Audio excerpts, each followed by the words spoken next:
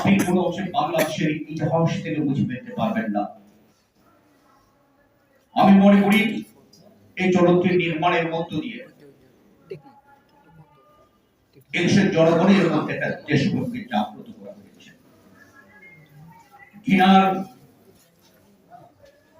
ঘৃণাটা ছড়িয়ে দেওয়া হয়েছে খুনের বিরুদ্ধে, রক্তপাতের বিরুদ্ধে। আমি মনে করি জুলাই বিপ্লবের ২০ শহীদদের প্রতি সম্মান জানানোর জন্য এটা একটা অসাধারণ কাজ। যারা এই সিনেমাটিকে আটকিয়ে দিয়েছেন, আমি যতটুকু সিনেমা দেখেছি এর উপর যদি আলোচনা করি তাহলে বলবো তারা শহীদদের রক্তের সাথে প্রতারণা করেছে। আমি আশা করব যারা এই সিনেমাটি বন্ধ করতে চেয়েছেন তাদের কাছে জানতে চাই কি কারণে তারা বন্ধ করেছেন। আমরাও একটু তার সাথে তাদের সাথী হতে চাই, জানতে চাই ত্রুটিটা কোথায়। এই ধরনের সিনেমা বন্ধ করে দেওয়ার জন্য নয়, ফেসিবাদের বিরুদ্ধে যে চলচ্চিত্র জাগরণ তৈরি করার জন্য, সাংস্কৃতিক জাগরণ তৈরি করার জন্য, দেশকে উদ্বুদ্ধ করার জন্য, বিজাতীয় সংস্কৃতির বিরুদ্ধে যে সিনেমা সেটা বন্ধ করে দেওয়ার জন্য জুলাই বিপ্লব হয়নি। আমাদের শত শত সন্তানরা জীবন দেয়নি।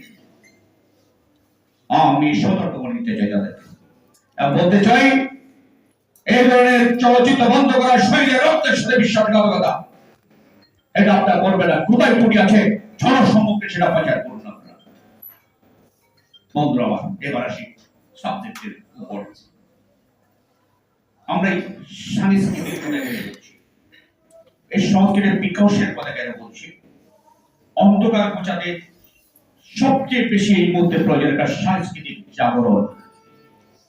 যে কাজটি এরা করেছে সঠিক জাগরণটা, সিনেমার মধ্য দিয়ে জনগণকে দেশকে উদ্বুদ্ধ করা, রক্তপাতের বিপক্ষে জনগণকে উদ্বুদ্ধ করা, এটি হচ্ছে সাংস্কৃতিক আপনার যে জাগরণ দাঁড়িয়ে একটা অংশ।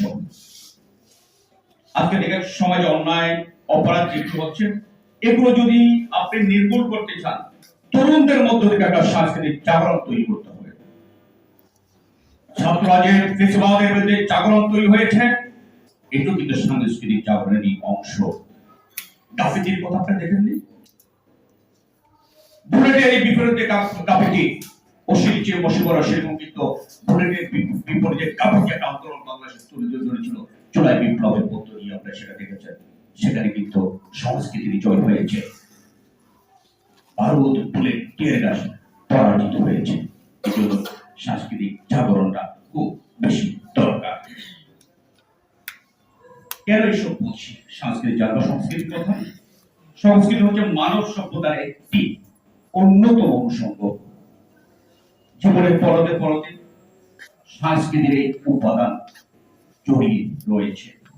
বিশ্বায়ন, শিল্পায়ন ও এই যে আমরা ডিজিটালাইজেশনের কথা বলছি না, এই ডিজিটালাইজেশনের কারণে যে সংস্কৃতির উপাদানগুলো বিভিন্ন দেশের মধ্যে এখন কিছু একটা বিনিময় হচ্ছে। আপনি দেখবেন আমরা কিন্তু এখন আকাশ সংস্কৃতির কারণে এক দেশের সংস্কৃতি আর দেশে ছড়িয়ে যাচ্ছে। এই যে ছড়িয়ে যাচ্ছে এক দেশের সংস্কৃতি আর দেশে অনায়াসে, এর মধ্য দিয়ে উপ সংস্কৃতি যেমন আজকে ছড়িয়ে পড়ছে, এর মধ্য দিয়ে অপর সংস্কৃতিও ছড়িয়ে পড়ছে।